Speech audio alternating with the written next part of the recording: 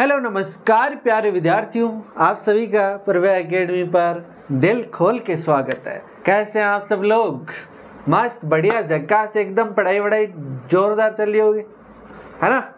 तो हम पढ़ रहे हैं, हमारा बहुत ही छोटा सा चैप्टर है एक हमारा पर्यावरण। और हमारे पर्यावरण के बारे में तो हमें वैसे ही पता होना ही चाहिए ना। आपके 10वीं में नहीं होता तब भी हमें हमारा पर्यावरण तो पता होना ही चाहिए था।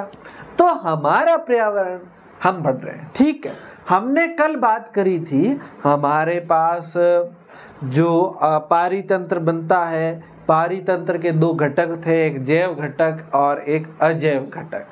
अच्छा, मैं आपको बताता हूँ, पिछले बोर्ड एग्जाम के अंदर क्या क्वेश्चन आया, किसी एक अजैव घटक का उदाहरण बताओ। किसी एक अजैव घटक का उदाहरण बताओ। कि देखो ऐसा प्रश्न आएगा, आप सोच रहे होंगे सर ने ये बताया, इसमें क्या प्रश्न आएगा। तो पिछली बार ये आया किसी एक अजैव का प्रश्न, पिछली बार 1 नंबर का पार्ट था, इस बार ये 2 नंबर का पार्ट है। तो क्या पूछ लेगा, किसी 2 अजैविक घटकों का नाम बताओ, तो बता दोगे। यहाँ पूछ ले किसी 2 जैविक घटकों के नाम बताओ। यहाँ पूछ ले जो जैविक घटक होते हैं वो कितने प्रकार के होते हैं, उत्पादक, उपभोक्ता। उपभोक्ता कितने प्रकार के होते हैं, तो देखो जो जैविक घटक है, जैविक घटकों की बात करें ना हम, तो सबसे नीचे जो होता है उत्पादक, उत्पादक, और इसके बाद कौन आते हैं, इसके बाद तो आपको पता है कौन आते हैं, उपभोक्ता आते हैं। कौन आते हैं, उपभोक्ता। और जो उपभोक्ता है वो हमारे पास 3 टाइप के हैं। एक तो यहाँ से मान लो हमारे पास, मतलब इनको खाते हैं, उपभोक्ता खाते हैं, तो इनमें से सबसे पहले वाले को कौन खाएगा, प्राथमिक उपभोक्ता खाएगा, उपभोक्ता खाएगा, ठीक बात। इसी को प्राथमिक उपभोक्ता को खाएगा द्वितीयक उपभोक्ता। कौन खाएगा, द्वितीयक उपभोक्ता। और इसे ही लास्ट वाले को कौन कौन खाएगा, उपभोक्ता। द्वितीय को कौन खाएगा, तृतीयक उपभोक्ता। तृतीयक उपभोक्ता ये खाएगा इसको, तृतीयक उपभोक्ता। आई बात समझ? ये जो है ये हमारा एक ऐसे कह सकते हैं पोषी स्तर है, ये पोष स्तर है। तो ये बात समझ आई, तो ये पोषी स्तर कह सकते हैं इसको। तो ये पोषी स्तर नंबर 1 हो गया, ये स्तर नंबर 1, ये पोषी स्तर 2, और ये पोषी स्तर 3, और ये स्तर कौन सा हो गया, 4th। मतलब पहला पोषी स्तर उत्पादक, दूसरा पोषी स्तर प्राथमिक उपभोक्ता, तीसरा जो है पोषी स्तर कौन होगा, द्वितीय उपभोक्ता, और चौथा जो पोषी स्तर है वो कौन हो जाएगा, वो हो जाएगा आपका तृतीय उपभोक्ता। क्लियर बात? ये बातें जो है वो सिंपल सी हमारे यहाँ थी। देखो अब हमें आगे क्या पढ़ना है, खाद्य श्रृंखला। क्या पढ़ना है, खाद्य श्रृंखला या आहार श्रृंखला जिसे कह सकते हैं। आहार श्रृंखला को या खाद्य श्रृंखला को एक ही बात है, तो हम लिख देते हैं आहार श्रृंखला। आपकी बुक के अंदर आहार श्रृंखला बताया होगा। आहार श्रृंखला, देखो आहार श्रृंखला क्या है, सिंपल सा कि जीव है, इस धरती पर जितने भी जीव है, जीव का मतलब सजीव है, वो पूरी तरह से एक दूसरे पर निर्भर है। मतलब वो खाने के लिए किसी न किसी पर निर्भर है। भाई प्राथमिक उपभोक्ता तो ये है, ये तो अपना भोजन स्वयं बनाते हैं प्रकाश संश्लेषण की विधि से। तो जो प्रकाश संश्लेषण से खाना बना दिया किसने, उत्पादक ने बना दिया। अब इनको खाने के लिए कौन आया, प्राथमिक उपभोक्ता आया, इनको खा लिया प्राथमिक उपभोक्ता ने, फिर द्वितीय उपभोक्ता ने खा लिया, फिर तृतीय उपभोक्ता ने इसको खा लिया। तो इससे क्या बनी, ये श्रृंखला बनी। इससे ये क्या बनी, श्रृंखला बनी। इसे ही तो बेटा हम क्या कहेंगे, खाद्य श्रृंखला कहेंगे। जैसे मान के चलो, देखो मैंने आपको बताया था पारितंत्र अलग अलग होते हैं, ठीक है। अगर हम बात करें वन के अंदर की, तो वन है, वन के अंदर क्या होगा, वन के अंदर क्या होगा, जैसे हो गया घास फूस, पेड़ पौधे, घास हो गया या पेड़ हो गए, इसको कौन खाएगा, मान लो हिरण ने खा लिया। किसने खा लिया, हिरण ने खा लिया। अब हिरण को कौन खाएगा, हिरण को मान लो शेर ने खा लिया। तो ये क्या बन गई, खाद्य श्रृंखला बन गई, शेर ने खा लिया। अब इसी तरह से ये कहाँ की है भाई, ये आपके वन की है। कहाँ की है, वन की। अगर हम बात करें, जैसे मान के चलो थल की बात करें, देखो वन है, वन के अलावा जैसे वन थल एक ही होता है। जैसे जहाँ घास है बहुत सारा, तो घास के मैदान की, घास के मैदान की। अगर हम इसको घास न लिख के, हिरण घास को न लिख के पौधे लिख दें तो सही है। घास के मैदान की बात करें तो यहाँ लिख देते हैं अपन घास। अब ये घास है, घास। अब घास को कौन खा लिया, मान लो किसी ने खा लिया, टिंडे ने खा लिया। किसने खा लिया, टिंडा है, कोई जीव है, मतलब कीट है, कीट मान लो, कीट ने खा लिया। अब इस कीट को मान लो कौन खा गया, मेंढक खा गया। कौन खा गया, मेंढक खा गया। अब इस मेंढक को कौन खा गया, सांप खा गया। कौन खा गया, सांप खा गया। और इसी सांप को कौन खा गया, इसी सांप को मान लो बाज खा गया। तो ये क्या हुआ, क्या हुआ, देखो भाई ये श्रृंखला बड़ी, ये पोषी स्तर 1, पोषी स्तर 2, पोषी स्तर 3, पोषी स्तर 4 और 5 हो गया। देखो यूं तो ये सांप भी मांसाहारी है, लेकिन मांसाहारी को भी मांसाहारी खाता है, वो सर्वोस, ये नॉर्मल मांसाहारी है, और ये जो है वो सर्वोस मांसाहारी है, मतलब मांसाहारी जीवों को भी निपटा लेता है। क्लियर बात। इसी तरह से मान के चले हम जल की बात करें, तो जल के अंदर भी इसी तरह की श्रृंखला बनेगी। तो ये क्या बन रही है, श्रृंखला ही तो बन रही है। क्या बन रही है बेटा, श्रृंखला बन रही है। जैसे जल के अंदर बात करें तो जल के अंदर जलीय पौधे होंगे। क्या होंगे, जलीय पौधे होंगे। इसी जलीय पौधों को मान लो कौन खा गया, बिच्छू खा गया। कौन खा गया, बिच्छू। और बिच्छू को कौन खा गया, मछली खा गई। बिच्छू को कौन खा गया, मछली खा गई। मछली को हो सकता है बड़ी मछली खा गया जी, और बड़ी मछली को कौन खा गया, आपका बड़ी मछली को जैसे बगुला खा गया, है ना। कौन खा गया, बगुला खा गया। तो ये आपका क्या हो गया, ये आपकी एक श्रृंखला बन गई। ये क्या होगी, एक श्रृंखला बन गई। ये क्या बन गई, आपकी एक श्रृंखला बन गई। क्लियर बात है। यहाँ तक आप लोगों को बात समझ में आई कि नहीं आई, ये बताओ मेरे को। यहाँ तक बात समझ में आई या नहीं आई, आई या नहीं आई, कि ये क्या बन रही है, खाद्य श्रृंखला बन रही है। अब आपको खाद्य श्रृंखला में कुछ बातें आपको ये समझनी है, कुछ बातें ये समझनी है कि स्थलीय पारितंत्र है, मतलब यहाँ पर जो पौधे हैं ये प्रकाश संश्लेषण से अपना क्या बनाते हैं, खाना बनाते हैं, और ये बहुत सारी सौर ऊर्जा लेते हैं, और उस सौर ऊर्जा का, बहुत सारी सौर ऊर्जा आती है, उसका सिर्फ 1% भाग, कितना, सिर्फ 1% भाग का ही खाना बनता है, खाद्य पदार्थ का निर्माण करते हैं। मान लो 1000%, 100% ऊर्जा आई, सौर ऊर्जा आई, तो उसमें से खाना कितना बन जाएगा, 1%। खाना कितना बन जाएगा, 1%। अब 1% खाना बना, इससे पौधे को मान लो हिरण ने खाया, तो हिरण खाए उससे पहले ये क्या करेंगे, ये अपना, ये क्या करेंगे, मान लो पाचन वगैरह करेंगे, कुछ जो जो काम करेंगे, तो यहाँ से ट्रांसफर सिर्फ इसकी 10% ऊर्जा होगी, 10%। अब हिरण को घास से उसके घास की 10% ऊर्जा मिली, और हिरण ने क्या किया, हिरण ने भी क्या किया, ऊर्जा ली, उसको पचाया, शोषण किया, है, जनन किया। भाई बच्चे भी तो पैदा किए, बच्चे पैदा किए हैं, दौड़ा किया, काम किया, तो ऐसे करके इसने 10% ली थी, उसकी खर्च कर दी, और इसकी 10% इस शेर को मिली, तो 10% और कट गई। ये आपका 10% का नियम है, ये आपका क्या है, 10% का नियम। तो कहने का मतलब, अगर मान लो घास है, घास में मान लो 10,000 ऊर्जा है, तो इसको सिर्फ 1000 ऊर्जा मिलेगी, इसको सिर्फ 1000, इसको सिर्फ 100 मिलेगी, इसको सिर्फ 10 मिलेगी, तो इसको कितनी मिलेगी, 1। तो इसका मतलब सबको सबसे कम ऊर्जा किसको मिली, जो सबसे ऊपर, सर्वोच्च ऊपर होता है ना, उसको सबसे कम ऊर्जा मिलती है, और घास फूस के अंदर सबसे ज़्यादा मिलती है। इसका मतलब पौधों को हिरण ने खाया, हिरण में ऊर्जा ज़्यादा है कि शेर के अंदर ऊर्जा ज़्यादा हो जाएगी, तो सीधा सा है। ये मान लो इसके पास मान लो 1000 थी, इसके पास 1000 थी, तो हिरण के पास कितनी आएगी, इसकी 10%, 10% कितनी, 10% कितनी 100, और इसको कितनी मिल जाएगी 10। आई बात समझ में? तो ये इस तरह से आपका, तो इसका मतलब हिरण को कितनी ऊर्जा मिली हुई थी, हिरण को 100 मिली हुई थी, जबकि शेर को कितनी मिली हुई है 10। यानी कि कहने का मतलब ये है कि हिरण के पास 100 ऊर्जा है तो शेर के पास 10 है। इसका मतलब कम किसके पास है, कम किसके पास हो गई, शेर के पास कम हो गई। आई बात समझ में? ये शेर के पास ऊर्जा ऐसे कम रहती है। क्लियर बात?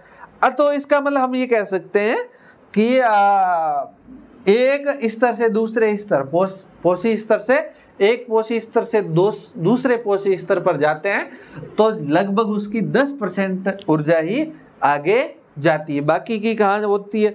बाकी तो मान लो, बाकी तो क्या कर लेगा, खाना खाएगा, पाचन करेगा, वृद्धि करेगा, थोड़ा मोटा होगा, जनन करेगा, दौड़ेगा फिरेगा, उसमें खर्च हो जाती है। 90% ऊर्जा वहाँ पर खर्च हो जाती है, 10% ऊर्जा ही आगे जाती है।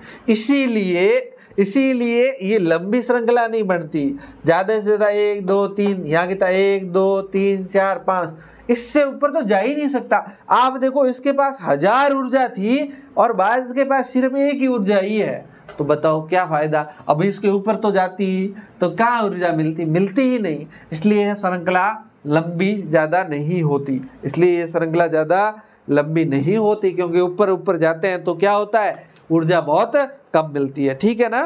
तो निचले जो ये पोषी स्तर होते हैं ये सबसे ज़्यादा होते हैं। यहाँ देखो आप, उत्पादक सबसे ज़्यादा मिलेंगे, उससे कम थोड़े प्राथमिक उपभोक्ता होंगे, उससे कम क्या होंगे, द्वितीयक उपभोक्ता, और सबसे ऊपर वाले जो होते हैं ना वो बहुत कम होते हैं। जैसे यहाँ पर देखो पौधे तो बहुत मिलेंगे, पौधे तो बहुत सारे मिलेंगे, जंगल के अंदर पौधे बहुत मिलेंगे, लेकिन हिरण पौधों के जितने थोड़ी मिलेंगे, उसके कम मिलेंगे। लेकिन जितने हिरण है उतने शेर थोड़ी मिलेंगे, शेर तो बहुत कम मिलेंगे। इतनी बात आप लोगों को समझ में आई? ये बातें समझ में आई? तो ये जो है ये श्रृंखला है, और अगर ये श्रृंखलाएं आपस में कनेक्ट हो जाती है, ये श्रृंखला क्या हो जाए, आपस में जुड़ जाए, तो इस प्रकार से इन श्रृंखलाओं को आहार जाल कहेंगे। इन्हें क्या कहेंगे, ये आहार श्रृंखला थी, अब ये श्रृंखला आपस में जुड़ जाए तो इन्हें आहार जाल कहेंगे। कैसे? देखो जैसे ये बुगला है, जैसे ये बुगला है, इस बुगले ने इस मेंढक को खा लिया, इस बुगले ने क्या कर दिया, इस मेंढक को खा लिया, निपटा दिया तो निपटा दिया। इस मेंढक ने इस बिच्छू को खा लिया, इस मेंढक ने क्या किया, इस बिच्छू को खा लिया, है ना। जैसे इस तरह से कुछ भी हो सकता है। जैसे सांप है, सांप ने मछली को खा लिया, है।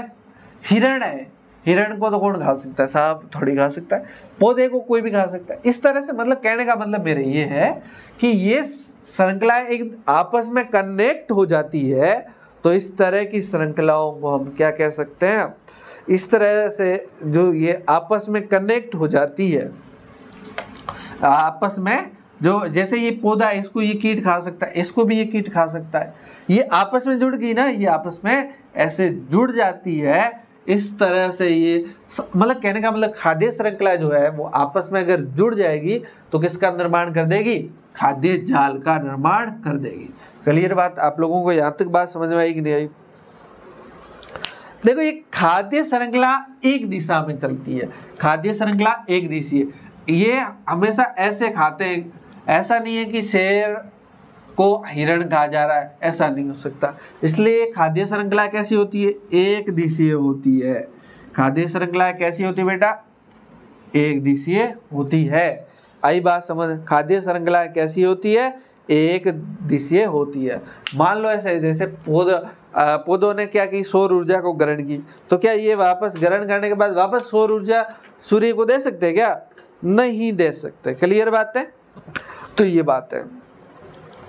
यहाँ पर जो प्राथमिक उपभोक्ता के पास जो चीजें होती है वो द्वितीय प्राथमिक उत्पादक से प्राथमिक उपभोक्ता में चीजें ट्रांसफर होती है। जो इसने खाया वो ट्रांसफर इसमें हो जाएगा, प्राथमिक उपभोक्ता से द्वितीयक में हो जाएगा, द्वितीयक से तृतीयक उपभोक्ता में ट्रांसफर हो जाता है। क्लियर बात? ये बातें हैं यहाँ।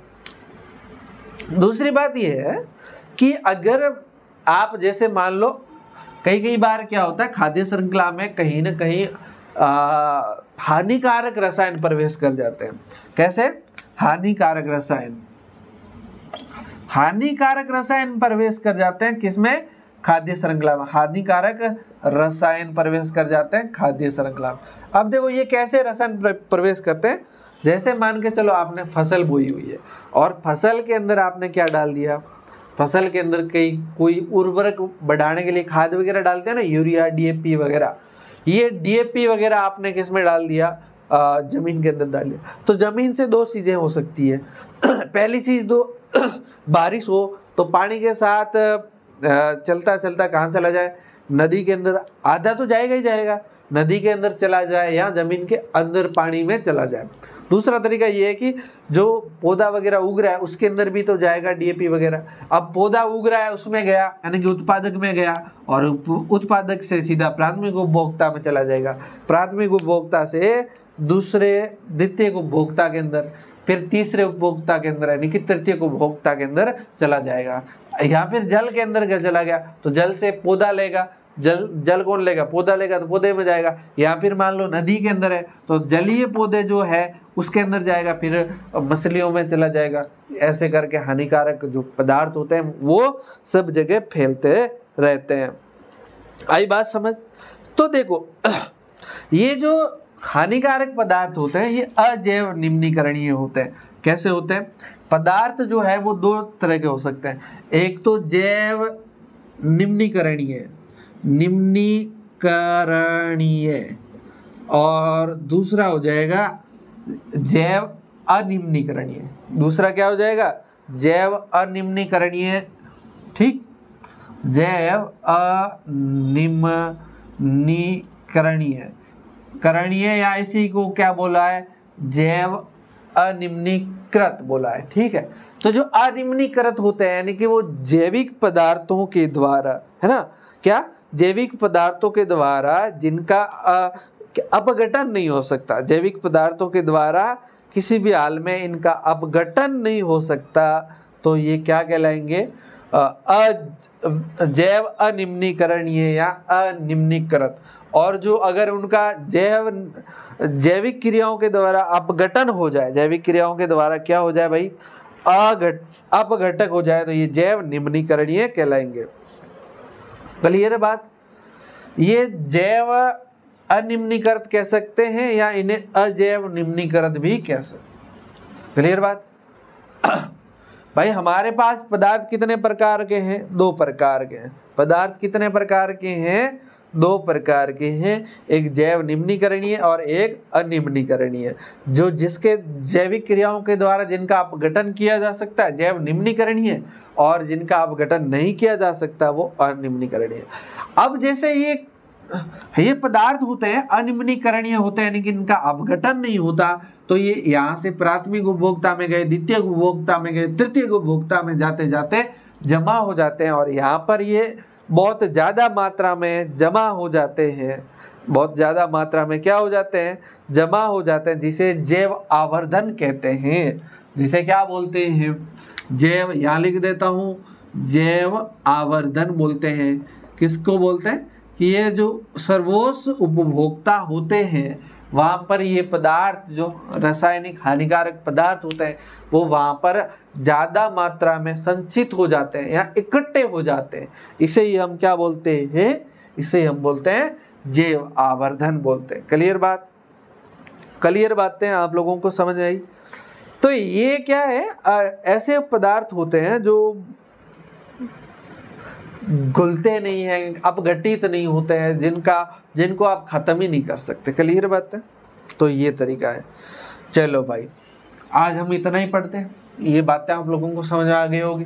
2 नंबर का चैप्टर है, इस चैप्टर को हम कल पूरा कर देंगे। ठीक है, चलो भाई इतनी ही बातें करते हैं, बाकी की बातें हम करेंगे फिर अगले वीडियो में। आप अपने दोस्तों के साथ वीडियो को शेयर कर दो ताकि वो भी देखते रहे, और चैनल पर नए हैं तो सब्सक्राइब करके जाना, और अपने दोस्तों के साथ शेयर जरूर करें। ठीक है, कमेंट करके बताना क्लास कैसी लग रही है, और लाइक करते जाना। Thank you so much, bye bye, take care, ख्याल रखिए और मस्त पढ़ाई करिए।